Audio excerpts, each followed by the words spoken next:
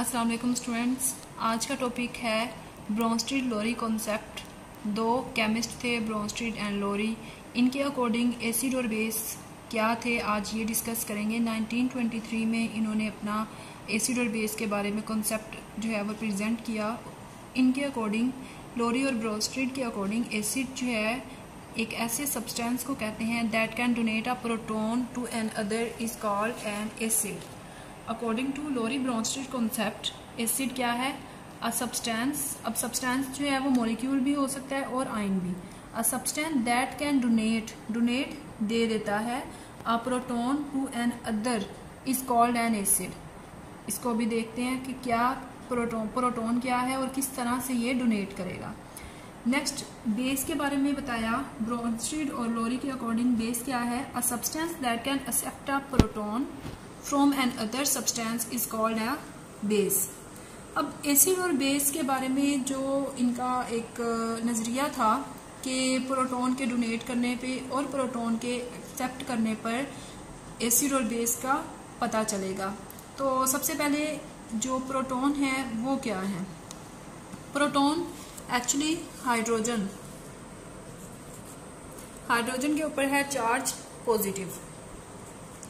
अब आपको बहुत अच्छे तरीके से पता है कि चार्ज पॉजिटिव किस तरह से आता है कि अगर कोई भी एलिमेंट, कोई भी आपके पास जो है वो सब्सटेंस इलेक्ट्रॉन डोनेट करता है तो उसके ऊपर चार्ज आता है पॉजिटिव। तो हाइड्रोजन को देखें, हाइड्रोजन का एटॉमिक नंबर है 1। हाइड्रोजन का एटॉमिक नंबर 1 है। तो आपके पास एटॉमिक नंबर किस तरह से आपको पता चलता है? आपने 9th क्लास में डिस्कस किया था कि न्यूक्लियस के अंदर नंबर ऑफ प्रोटॉन से एटॉमिक नंबर का पता चलता है। तो प्रोटॉन 1 है तो हाइड्रोजन के पास इसका एटॉमिक नंबर भी क्या होगा? 1। Number of proton is equal to number of electron. अगर प्रोटॉन 1 है तो इलेक्ट्रॉन भी क्या होगा? 1।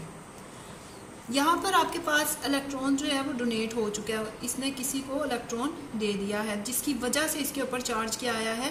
पॉजिटिव। तो क्योंकि सिर्फ प्रोटॉन बचा है तो इसलिए इसे क्या कहते हैं? प्रोटॉन। समझ आई कि प्रोटॉन क्या है आपके पास? H पॉजिटिव किस तरह से आया? Number of proton, number of electron और प्रोटॉन की वजह से आपके पास इसको क्या कहते हैं? प्रोटॉन। H पॉजिटिव को प्रोटॉन कहा जाता है।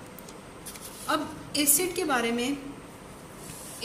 में अभी आपने एक डेफिनेशन में पढ़ा कि अ substance that can donate a proton, कि एक ऐसा सब्सटेंस जो कि प्रोटॉन डोनेट कर सके। इसकी एग्जांपल्स देखते हैं। एग्जांपल से ज़्यादा क्लियर आपको पता चलेगा कि किस तरह से according to Bronsted Lowry concept जो है वो आपके पास एग्जांपल है। आपके पास HCl plus NH3 reversible sign, NH4 positive and chlorine. यहाँ पर एग्जाम्पल में हाइड्रोजन यानी प्रोटॉन किस तरह से जा रहा है?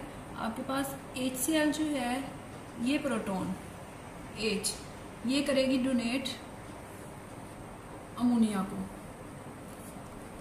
HCl का जो प्रोटॉन था उसने डोनेट किया अमोनिया को।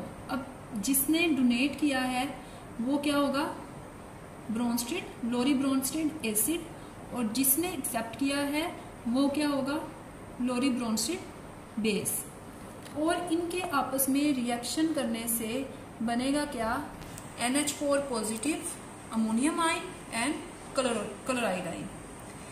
नेक्स्ट एग्जांपल, एसिड और बेस के कॉन्सेप्ट को क्लियर करते हुए, HCl का रिएक्शन है वाटर के साथ। HCl का रिएक्शन वाटर के साथ रिवर्सिबल रिएक्शन है। यहाँ पर जैसे ही रिएक्शन होगा HCl अपना प्रोटॉन H डोनेट करेगा H2O को। अब जिसने इलेक्ट्रॉन दिया वो क्या होगा? एसिड। और जिसने प्रोटॉन लिया वो क्या होगा आपके पास? बेस। देने वाला, डोनेट करने वाला होगा एसिड और लेने वाला base according to Lowry Bronsted concept. और रिएक्शन से बनेगा क्या आपके पास? H3O positive plus chloride ion. एक और एग्जांपल, CH3COOH एसिटिक एसिड, यहाँ पर भी क्या है, एसिड ने प्रोटॉन डोनेट किया। प्रोटॉन जैसे ही इसने डोनेट किया अपना प्रोटॉन, ठीक है, किसको डोनेट किया, वाटर को। देने वाला एसिड, जिसने लिया वो क्या होगा, बेस। और रिएक्शन से आपके पास क्या बनेगा, एसिटेटाइन CH3COO negative and H3O। Donate करने वाला एसिड और एक्सेप्ट करने वाला बेस। नेक्स्ट एग्जांपल है आपके पास, वाटर का रिएक्शन है अमोनिया के साथ। वाटर ने अपना प्रोटॉन डोनेट किया है NH3 को, तो जिसने डोनेट किया वो होगा लोरी ब्रोंस्टेड एसिड और जिसने एक्सेप्ट किया है वो क्या होगा, लोरी ब्रोंस्टेड बेस। और रिएक्शन से आपके पास क्या बनेगा, ammonium ion and OH negative. ये कुछ एग्जांपल्स थी जो कि क्लियर कर रही थी कि ब्रोंस्टेड लोरी कॉन्सेप्ट के अकॉर्डिंग एसिड क्या है और बेस क्या है। अब यहाँ पर एक चीज को स्पेसिफाई किया गया था कि सब्सटेंस मॉलिक्यूल भी हो सकता है और सब्सटेंस जो है वो आयन भी हो सकता है। तो मॉलिक्यूल का मैं आपको भी पहले भी बताया था और 9th में भी आपने पढ़ा था कि मॉलिक्यूल क्या किसे कहते हैं, कोवलेंट बॉन्ड के रिजल्ट में जो प्रोडक्ट बनता है उसे मॉलिक्यूल का नाम देते हैं।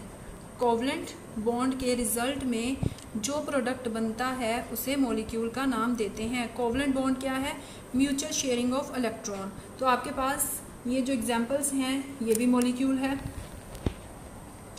ये भी मॉलिक्यूल है आपके पास, ये भी मॉलिक्यूल है, ये भी मॉलिक्यूल है, ये भी मॉलिक्यूल है। अब मॉलिक्यूल के साथ एक और वर्ड यूज किया, आयन।